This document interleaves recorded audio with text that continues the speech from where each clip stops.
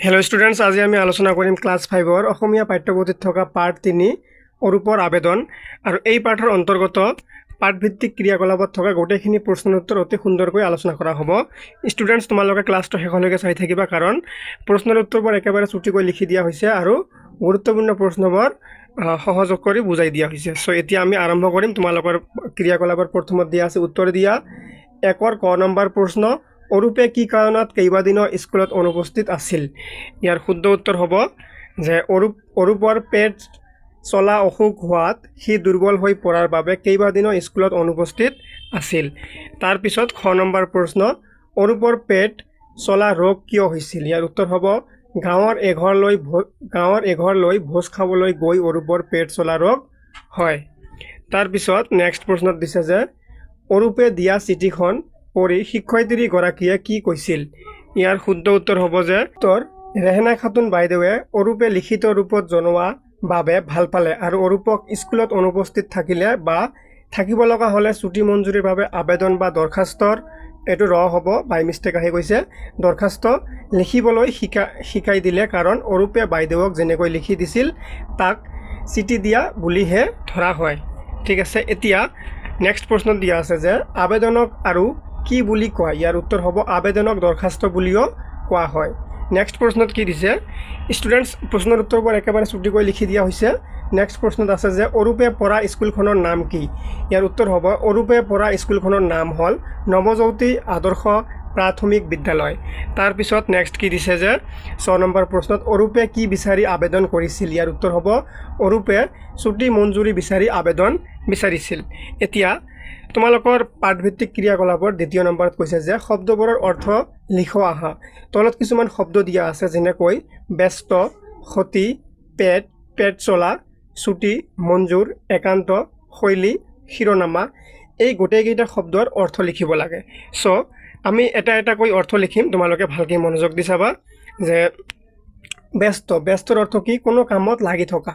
ঠিক আছে, কিবা এটা কাম কৰি থকা তাকে কি বুলি কোৱা হয়? ব্যস্ত বুলি কোৱা হয়। তাৰপিছত কি দিয়া আছে? ক্ষতি যিকোনো এটা আমাৰ লছ হ'লে ক্ষতি হয়, যেনেকৈ কাৰ্যক্ষম হৈ নথকা বা চলন্ত অৱস্থাত নথকা বা বন্ধ থকা তাকে কি কয়? ক্ষতি।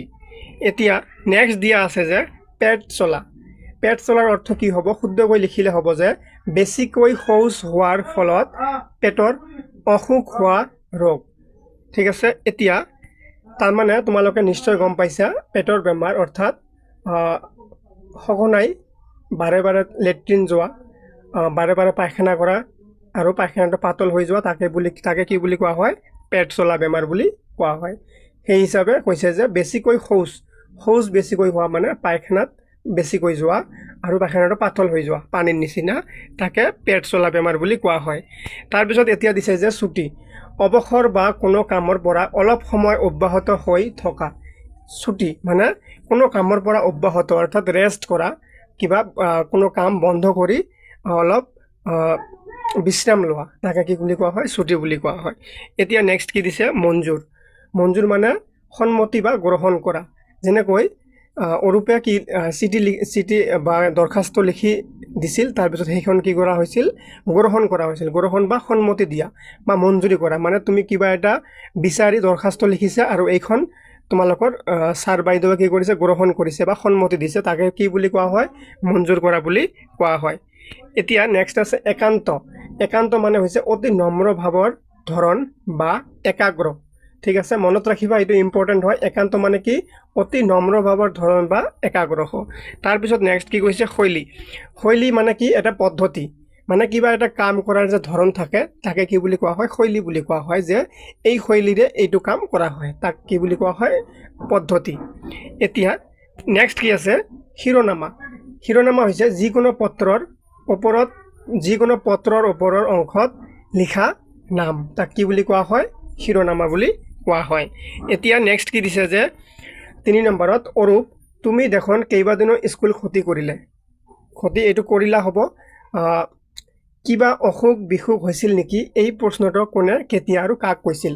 এই প্ৰশ্নটো কোনে কেতিয়া কাক কৈছিল লিখিব লাগে আমি সুন্দৰকৈ উত্তৰত লিখিম যে অৰূপৰ পেট চলা অসুখ হোৱাত সি 10 দিন স্কুলত অনুপস্থিত আছিল আৰু ইমান দিনৰ পিছত তাক স্কুলত দেখি ৰেহেনা খাতুন বাইদেৱে অৰূপক উক্ত প্ৰশ্নটি কৰিছিল কোনে কৰিছিল ৰেহেনা খাতুন বাইদেৱে কাক প্ৰশ্ন কৰিছিল অৰূপক এই প্ৰশ্নটো কৰিছিল কিয় কৰিছিল কাৰণ অৰূপে 10 দিন ধৰি স্কুলত অহা নাছিল কিয় অহা নাছিল কাৰণ তাৰ পেট চলা অসুখ হৈ আছিল ঠিক আছে এতিয়া 4 নম্বৰ প্ৰশ্ন 4 নম্বৰ প্ৰশ্ন হ'ল যে স্কুলত অনুপস্থিত থাকিলে কাৰ জৰিয়তে কালৈ আবেদন কৰিব লাগে ইয়াৰ উত্তৰ হ'ব স্কুলত অনুপস্থিত হৈ থাকিলে শ্ৰেণী শিক্ষকৰ জৰিয়তে প্ৰধান শিক্ষকলৈ আবেদন কৰিব লাগে মনত ৰাখিবা যে স্কুলত আবেদন কৰিব লাগিলে কাৰ জৰিয়তে কৰিব লাগে যদি তোমালোকে স্কুলত অনুপস্থিত থাকা কিবা কাৰণত অসুখ বিসুখৰ কাৰণে যদি স্কুললৈ নোযোৱা তেতিয়া তোমালোকে কি কৰিব লাগিব তোমালোকৰ প্ৰধান শিক্ষকৰ জৰিয়তে কি কৰিব লাগিব এখন আবেদন লিখিব লাগিব ঠিক আছে তাৰ পিছত 5 নম্বৰ প্ৰশ্নত কৈছে যে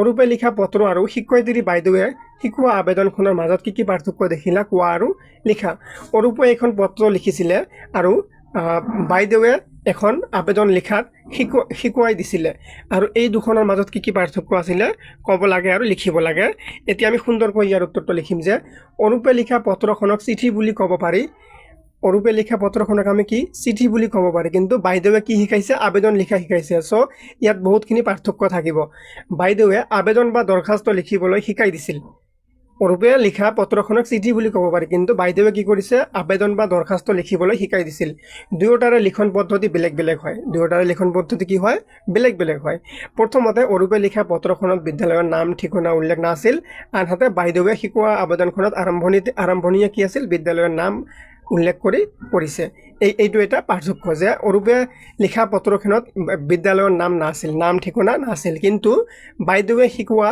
আবেদন বা দৰখাস্তখনত আৰম্ভণিতে কি আছিল স্কুলৰ নাম আৰু কি আছিল ঠিকনা আছিল ঠিক আছে সো দ্বিতীয়তে কি পাৰ্থক্য আছিল যে অৰূপৰ পত্ৰখনত বিষয় উল্লেখ নকৰি মূল কথাতে বিষয়টো বৰ্ণনা কৰা আছিল তাৰ বিপৰীতে বাইদেৱে শিকোৱা আবেদনত বিষয় উল্লেখ কৰিহে মূল কথালৈ আগবঢ়া হৈছিল অৰূপে কি কৰিছিল বিষয় লিখা নাছিল মানে বিষয় আৰু মূল কথাখিনি একে ঠাইতে লিখিছিল কিন্তু বাইদেৱে শিকা হিচাপত বাইদেৱে কি কৰিছে এবাৰ বিষয় লিখিছে তাৰ পিছত কি কৰিছে মূল কথালৈ আগবাঢ়ি গৈছিল তাৰ পিছত তৃতীয় পাৰ্থক্য কি তৃতীয়টো পাৰ্থক্য হ'ল যে তৃতীয়তে অৰূপৰ পত্ৰত কোনো অভিভাৱকৰ সহি নাছিল কি নাছিল অৰূপৰ পত্ৰখনত কোনো গাৰ্জিয়ান বা পেৰেণ্টছৰ সিগনেচাৰ নাছিল বা সহি নাছিল আনহাতে বাইদেৱে শিকোৱা আবেদনত অভিভাৱকৰ সহি আছিল ঠিক আছে এনেদৰে পাৰ্থক্যই অৰূপ আৰু শিক্ষয়িত্ৰী বাইদেউৰ আবেদনক পৃথক কৰি তুলিছে ঠিক আছে এনেকৈ তোমালোকৰ তৃতীয়টো পাৰ্ট শেষ হ'ল আশা কৰিছোঁ তোমালোকে ক্লাছটো ভালকৈ বুজি পাইছা বুজি পালে লাইক কমেণ্ট কৰি শ্বেয়াৰ কৰি দিবা আৰু ৰাইমনা ক্লাছেছ ইউটিউব চেনেলটো ছাবস্ক্ৰাইব কৰিবলৈ নাপাহৰিবা ধন্যবাদ সকলোকে